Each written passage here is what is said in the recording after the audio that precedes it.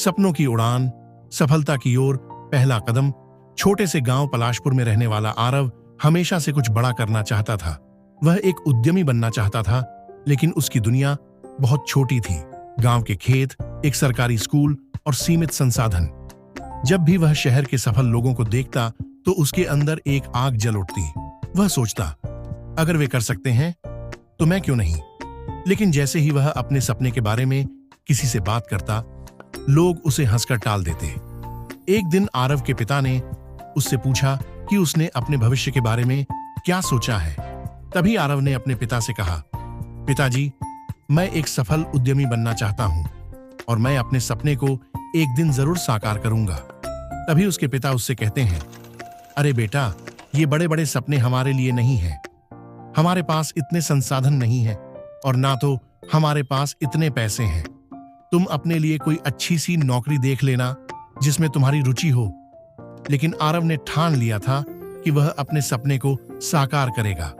एक दिन कॉलेज के प्रोफेसर मिश्रा सर ने कहा, अगर तुम्हें सच में कुछ बड़ा करना है तो सबसे पहले अपना लक्ष्य स्पष्ट करो और फिर अपने लक्ष्य को पाने के लिए सही रणनीति तैयार करो और फिर उस लक्ष्य को हासिल करने के लिए उस रणनीति पर पूरे जोश के साथ काम करो। यह बात आरव के मन में घर कर गई। उसने अपने सपने को कागज पर लिखा, मैं एक सफल व्यवसायी बनूंगा और अपने गांव का पहला एंटरप्रेन्योर बनूंगा। अब वह जानता था कि उसे करना क्या है। पहला कदम था अपना लक्ष्य तय करना और दूसरा कदम था सीखना कभी मत छोड़ो। आरव जानता था कि उसे बिजनेस के बारे में कुछ भी नहीं पता, लेकिन उसे एक बात पता थी कि सीखने वाले कभी हारते नहीं। उसने गांव के लाइब्रेरी से किताबें पढ़नी शुरू की, इंटरनेट से वीडियो देखे और ऑनलाइन कोर्स करने की कोशिश की।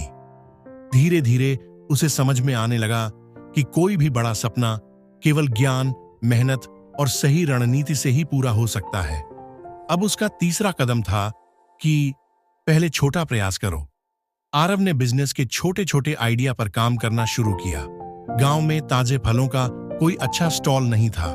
उसने यह अवसर देखा और सोचा कि अगर वह ऑर्गेनिक जूस बेचे तो लोगों को अच्छा और सेहतमंद विकल्प मिल सकता है। लेकिन समस्या यह थी, उसके पास पैसा नहीं था।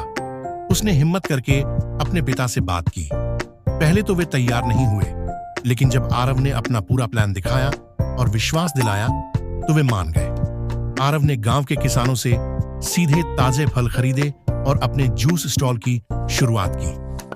अब आरव ने अपने चौथे कदम पर काम करना शुरू किया और उसका चौथा कदम था धैर्य, मेहनत और विश्वास का। शुरुआत में बहुत मुश्किलें आईं। कभी ग्राहक नहीं आते, कभी फल खराब हो जाते तो कभी लोग मजाक उड़ाते। लेकिन आरव ने हार नहीं मानी। उसने हर गलती से सीखा और अपने बिजनेस को सुधारने लगा। उसने ग्राहकों से फीडबैक लिया, जूस के नए फ्लेवर लाए और धीरे धीरे उसके ग्राहक बढ़ने लगे। अब गांव में हर कोई उसके जूस स्टॉल के बारे में बात करने लगा।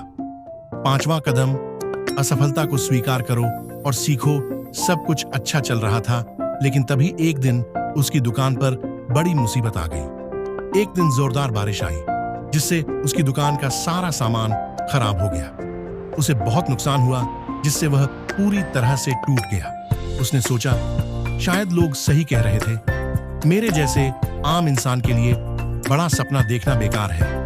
लेकिन तभी प्रोफेसर मिश्रा सर उससे मिले और उन्होंने उससे कहा, बेटा, सफलता का मतलब यह नहीं कि तुम कभी गिरोगे नहीं, बल्कि सफलता का मतलब है कि तुम गिरकर फिर से उठो।